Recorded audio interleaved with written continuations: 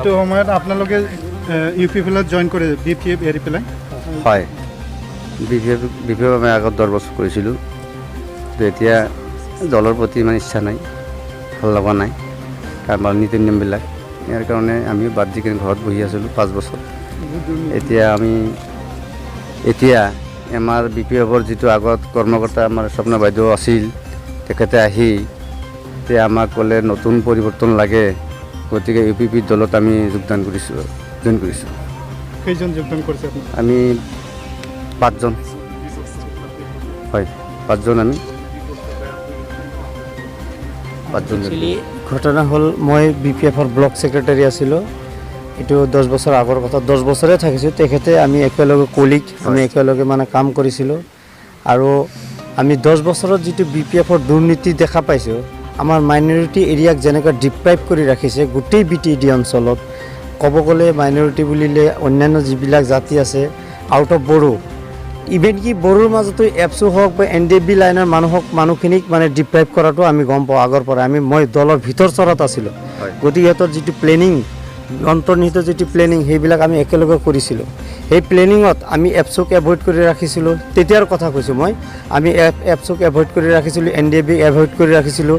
NDFBয়ে যাতে মূল সুঁতিলৈ ঘূৰি আহিব নোৱাৰে তাৰ কাৰণে সিহঁতে প্লেনিং কৰিছিল। সেইবিলাক আমি শুনি পাইছিলোঁ। মই বড়ো ভাষা বুজি পাওঁ, গতিকে মই এইবিলাক বস্তুটো মই ইহঁতক কথা কোৱাবিলাকো মই মানে কিবা কৰিছিলোঁ। তো সেইটো বেলেগ লাইন। এতিয়া আমাৰ যিটো আমাৰ এৰিয়াটো বা আমাৰ জাতিটোক যেনেকুৱা মানে তলৰ খাপত কৰি ৰাখিছে, সেই বস্তুবিলাক আমি চিন্তা চৰ্চা কৰি একেলগে আমি মানে আলোচনা বিলোচনা কৰিলোঁ। কৰি কিনে আগত উপযুক্ত এটা দল পোৱা নাছিলোঁ। এতিয়া বিটিএডি অঞ্চলত ইউপিপিএল বুলি যিটো এটা উপযুক্ত মানে বিপিএফৰ এগেইনষ্টত যিটো এটা উপযুক্ত দল আহিছে, সেই দলক আমি অন্তঃকৰণে সকলোৱে সমৰ্থন কৰিছোঁ। মাত্ৰ আমি লিডাৰ হিচাপে নহয়, আমাৰ ৰাইজে বিপুল সমৰ্থন কৰিছে আৰু বিপুল ভোটত পাছ হৈ, বিপুল ভোটত জয়ী হৈ মানে এইবাৰ কি কয় আপোনাৰ হিষ্টৰিকেল হিচাপত আমি কি কৰিম, বিটিএডিত আমাৰ ইউপিপিএল চৰকাৰ আমি আনিম।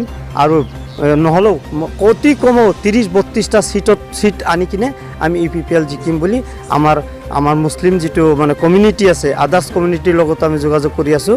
এইবিলাকে আমি মানে যিবিলাক আমাৰ সচেতন মহল আছে, সচেতন মহল আলোচনাৰ মাজত আমি এটা সিদ্ধান্ত লৈছোঁ। আৰু আমি আশা ৰাখিছোঁ ইউপিপিএল দলৰো মানে এটা আশা ৰাখিছোঁ বা ৰাইজকো এটা জনাওঁ, আমি ইউপিপিএল দলৰ বৰমূৰীয়াসকলৰ লগত আমি বহিছোঁ। বহি তেখেতসকলে সম পৰ্যায়ে সকলোকে সম মৰ্যাদাৰে মানে বিটিএডি অঞ্চলত মানে তেখেতসকলে চাব, চৰকাৰ অহাৰ পিছত চাব বুলি আমাৰ লগত কথা দিছে। আৰু বিভিন্ন উন্নয়নমূলক কাম কাজ কৰাৰ কথা দিছে। আৰু এই কথাবিলাক আমি মানে গম পাই কিনে আমি একেলগে কিবা কৰি আছোঁ। আৰু ৰাইজক এইটো এটা মেছেজ দিওঁ যে ৰাইজে আতংকিত হ'ব নালাগে। বিপিএফে বা AIUDF যেনেকুৱা মানে মিছা কথাৰ ফেক্টৰী বুলি ক'ব লাগিব, ইহঁতে যেনেকুৱা মিছা কথা কৈ ৰাইজক প্ৰলোভন দি আছে, এই মিছা কথাবিলাক ৰাইজে অলপ অধ্যয়ন কৰি তাৰপিছত মানে ইউপিপিএল দলটো গ্ৰহণ কৰি ইউপিপিএল দলত ট্ৰেক্টৰ ছবিত ভোট দিবৰ কাৰণে মই কৰজোৰে আপত্তি জনাইছোঁ। এইখিনি কৈ মই শেষ কৰিছোঁ।